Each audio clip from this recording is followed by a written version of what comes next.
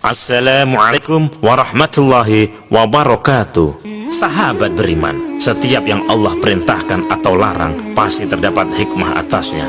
Jika Allah mengharamkan sesuatu, pasti terdapat keburukan di dalamnya. Jika Allah menghalalkan sesuatu, pasti ada kebaikan di dalamnya untuk kelangsungan hidup manusia di bumi ini. Termasuk juga diciptakannya anjing. Anjing merupakan salah satu hewan ciptaan Allah Subhanahu wa Ta'ala yang banyak dipelihara oleh manusia, terutama oleh non-muslim. Namun saat ini tak sedikit juga orang muslim yang mulai melirik untuk memelihara anjing demi berbagai keperluan. Namun tahukah Anda bagaimana proses terciptanya anjing dan asal-usul anjing hingga menjadi hewan yang haram dan juga air liurnya dinajis? Berikut cerita tentang asal-usul anjing dan diharamkannya anjing. Pada masa pra penciptaan Adam alaihissalam, Allah memerintahkan 4 malaikat muqarrabun, yaitu malaikat Jibril, malaikat Mikail, malaikat Israel, dan malaikat Israfil untuk mengumpulkan 4 unsur fisik bahan penciptaan alam material atau alam mulk, yaitu tanah, api, air, dan udara yang diambil dari tempat-tempat tersuci untuk dijadikan sebagai Adam alaihissalam. Lalu Allah membentuk adonan jasad Adam dalam posisi terlentang, masih berbentuk tanah.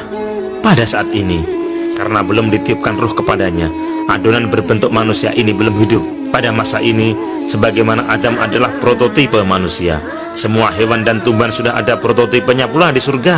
Melihat adonan tanah ini, iblis membaca rencana Allah Subhanahu wa Ta'ala untuk menciptakan manusia.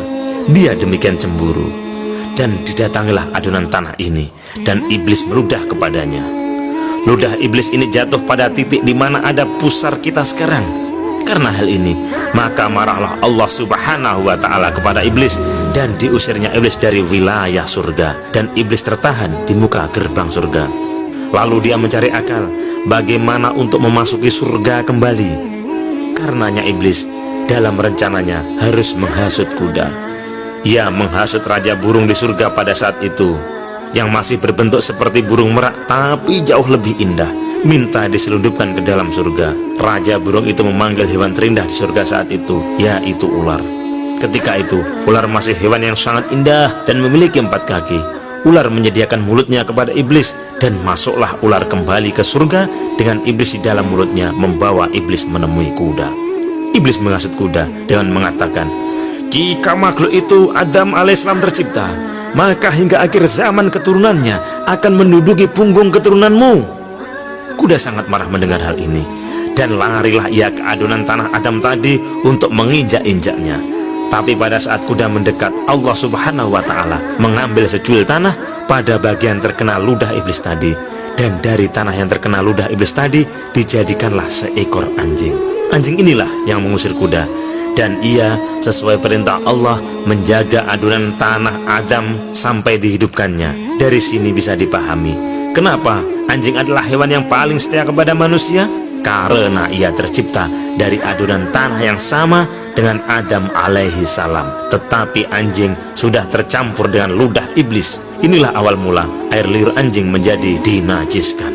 Demikian pula ular dikutuk membawa mulut yang beracun, karena menyediakan mulutnya sebagai tempat iblis menyelundup.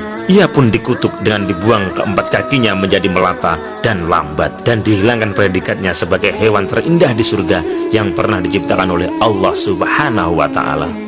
Wallahu a'lam bishawab. Wallahul muwaffiq ila aqwamit thoriq.